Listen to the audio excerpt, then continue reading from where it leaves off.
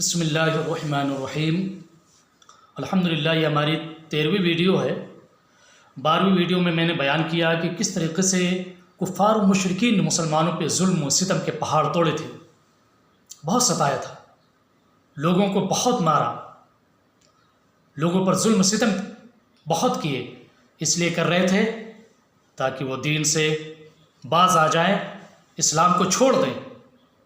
مگر جن کے دل میں اسلام کی محبت آ گئی ہو، توحید کی امانت جن کے دلوں میں آ گئی ہو، وہ کیسے اسلام کو چھوڑ سکتے ہیں؟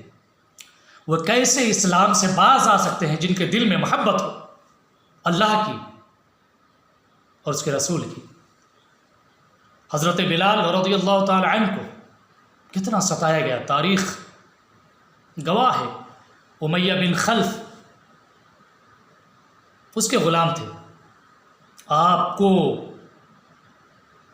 گرم تپتی ریت پہ لٹا کر ظالم مارتا تھا اور چٹان آپ کے سینے پہ رکھ دیا کرتا تھا اور مارتا تھا۔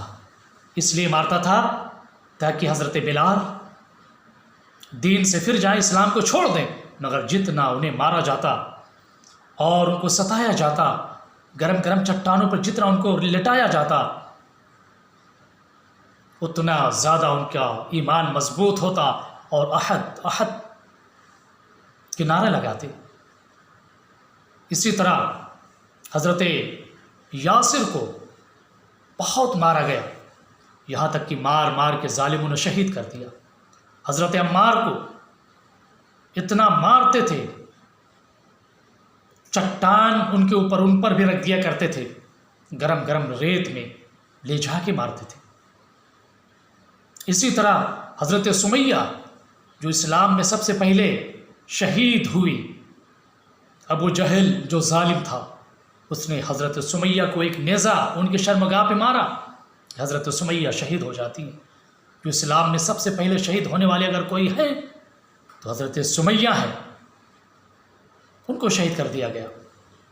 اسی طرح لبینہ جو حضرت عمر رضی اللہ تعالی عنہ کے غلام باندھی تھیں، حضرت عمر اس وقت ایمان نہیں لائے تھے اور اپنی اس باندھی کو ایمان لانے کی وجہ سے اس قدر مارتے تھے، اس قدر تکلیفیں دیتے تھے کہ جو برداشت سے باہر تھا۔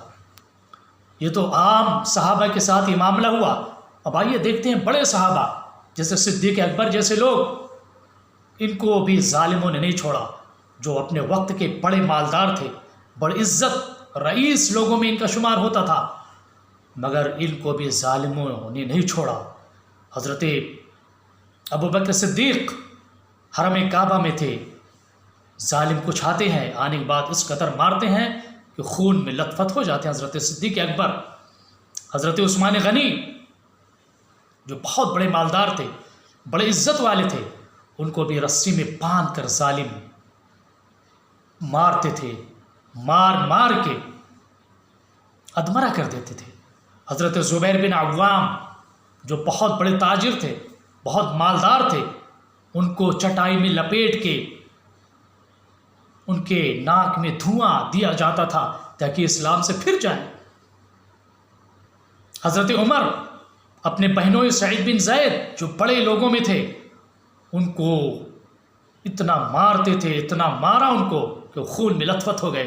یہاں تک کہ اپنی بہن حضرت فاطمہ بن خطاب کو جب انہوں نے سنا کہ یہ بھی ایمان لا چکی ہے تو اس قدر اپنی بہن کو مارا کہ ان کے منہ سے خون نکلنے لگا۔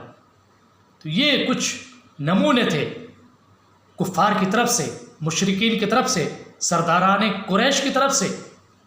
وہ لوگ چاہتے تھے کہ جو مسلمان ہو چکے تھے، جو اپنے رب کو لوگوں نے پہچان لیا تھا، ایک مالک کی طرف جو آ گئے تھے، اپنے مالک کو پہچان گئے تھے، ایک مالک کی عبادت کرنے لگے تھے، ہزاروں خداؤں کو چھوڑ کے ایک مالک کی بندگی، پوجا، عبادت، وندنا اور ارچنا کرنے لگے تھے۔